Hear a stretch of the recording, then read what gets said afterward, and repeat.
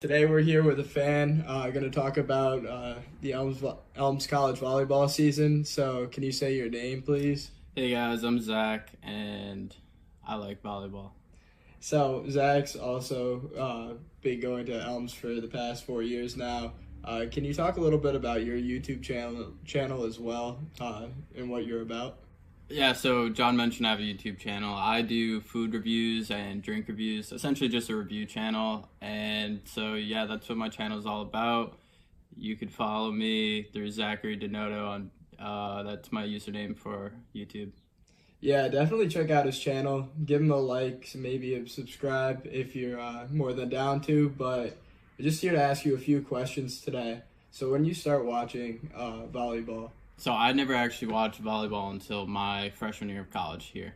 And one of the first games I watched was Elms versus someone else. And I don't remember how the game went, but I really enjoyed it. And I actually showed up because you're on the team and you're one of my guys. So I appreciate it. Zach used to live across the way from me freshman year in Rose Williams Hall, and I talked to him about the volleyball team and what we're about, and he actually showed up to a bunch of the games. And when do you actually hear about men's volleyball?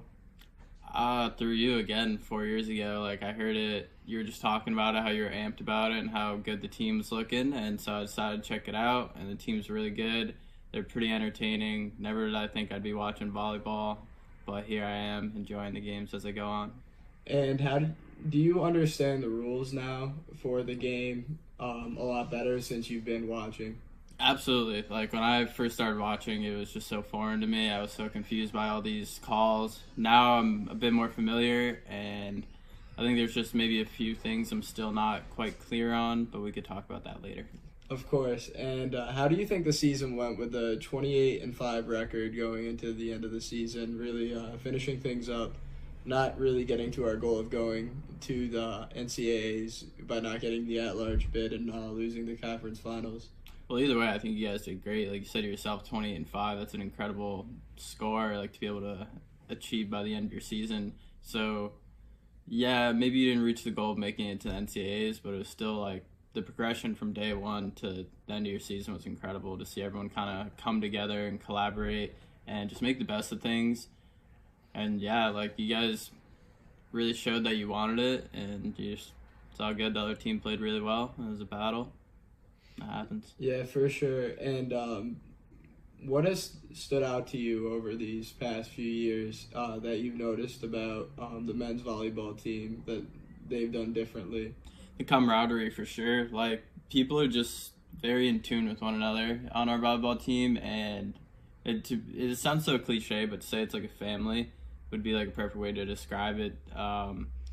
Just everyone's so friendly with one another, and just like it's all constructive criticism. Nobody really like puts each other down, which is pretty common among other teams, other sports, and so it's pretty incredible to be able to see everyone come together for the same goal. I appreciate that a lot. And what have you noticed about the coaching staff that stood out to you as well? So the coaching staff here is incredible. Well, the volleyball team staff is incredible. Meaning Sheila and Naldi, they do a fantastic job. They're calm, cool, collect, and then when they need to stand up, they're there. They're yelling, and they stand up for their team, stand up for what's right. And it's just she's the one that kind of puts that family vibe to it all, which I think is great, and she really brings everyone together. And yeah, it's pretty incredible seeing her what she does. It's not common among coaches. Yeah, two-time coach of the year, two in a row actually, and she's gotten it 4 times that accolade as well. What players have stood out to you this year as you see the team as they progress over these past 4 years? So 4 players have stuck out to me. The first one being, well, I'm just gonna say them both together because they both play outside. Jeremy and Giovanni. They both really stepped it up this year, and they work extremely well together. Along with the rest of the members on the team, they're fantastic. But those two especially really stood out and got their names out this year, winning a bunch of awards and whatnot, which is great.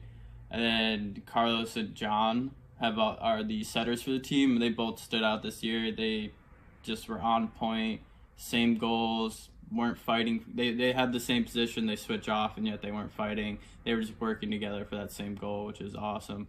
Neither was better than the other, but they both brought it every game, which was it made for a good show. And what in like for suggestions for the future, what have you liked and what would you have changed? I really like your guys' culture. Your guys' culture is incredible. As far as like treating one another properly and speaking to each other in a constructive way, not putting each other down, always encouraging each other. I really like that type of environment. And as far as like dislikes for you guys, I really didn't have much. Like, in my opinion, I don't like to necessarily be mothered, but at the same time, it's just like, your coach has your back, which is awesome. So I honestly don't have any negative suggestions or anything negative I would say about you guys besides keep it up. Don't let this one get in your head, and next year bring home the shit.